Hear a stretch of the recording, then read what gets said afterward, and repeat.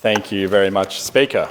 I rise to debate the Private Security and County Court Amendment Bill 2024, legislation that addresses the 11 recommendations from a review into the private security industry under the former Andrews government.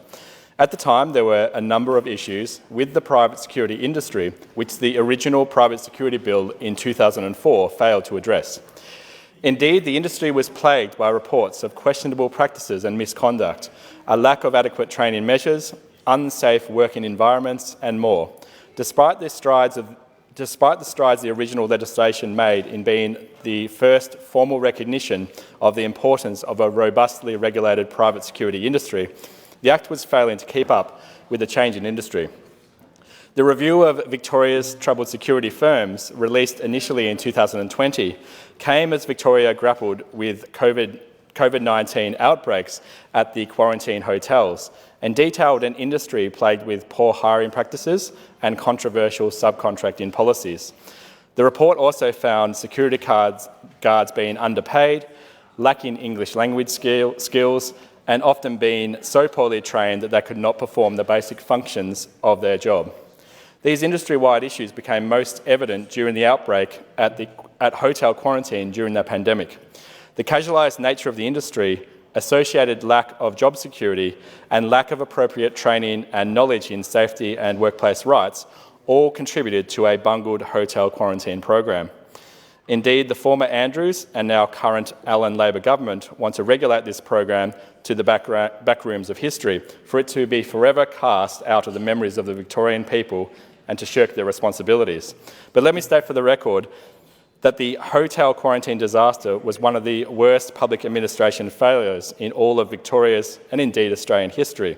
The failures of the program were largely directly responsible for the COVID-19 second wave, a 111-day lockdown, 768 deaths, and a smashed economy at the time.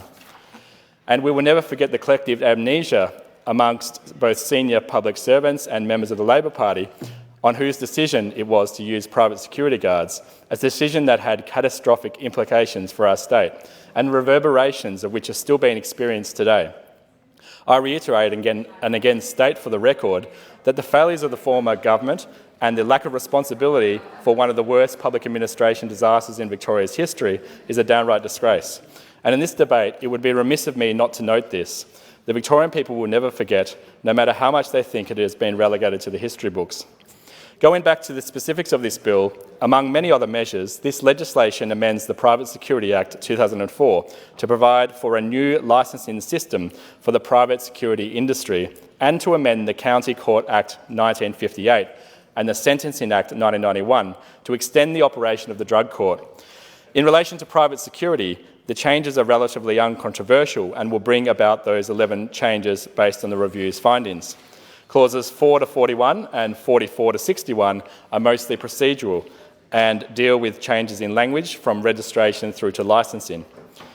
Clauses 42 and 43, insertions of new sections 136A and 136B, strengthen the requirement of private security companies when employing staff to ensure that they are appropriately licensed.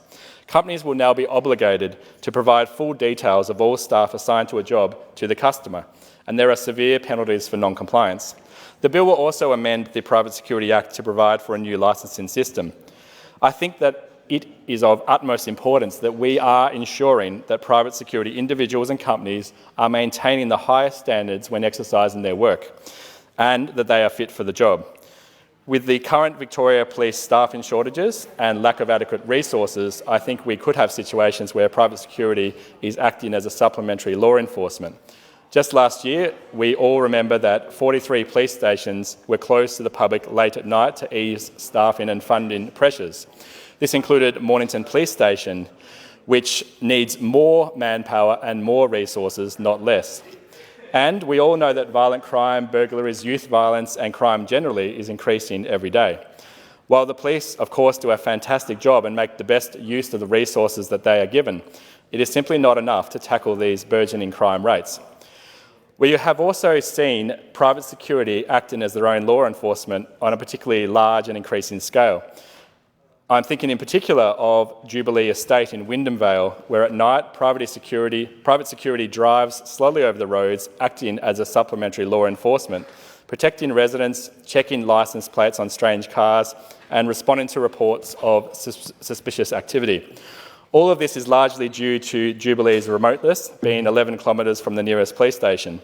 Growth areas like Jubilee are incredible opportunities for homeowners and families, but increasing crime rates or fear of crime combined with a lack of policing resources mean that private security has to fill in the gaps. As such, until the Labor government actively steps up and ensures that Victoria Police are resourced and resourced more and equipped properly to tackle increasing crime rates, we are going to have private security sometimes acting as a supplementary law enforcement. And that is also very worrying, particularly when you've seen attacks, particularly recently, and much fear within, say, the Jewish community, where we've seen a number of people targeted, and the Jewish community targeted often generally as a group. Even those who aren't Israeli or don't have an Israeli connection, have grown up here, have little or to nothing to do with the conflict, and even those who have divergent views on the conflict. Now, going back to the details of the bill, further, this bill extends by 2 years the current 3-year trial of the operation of the Drug and Alcohol Treatment Court, DATC, of the County Court, making it a 5-year pilot. The second reading speech refers to the extension of the trial and, quote, that the lessons learned from recent evaluations of Victoria's drug courts can be implemented to enhance the operation of the drug court.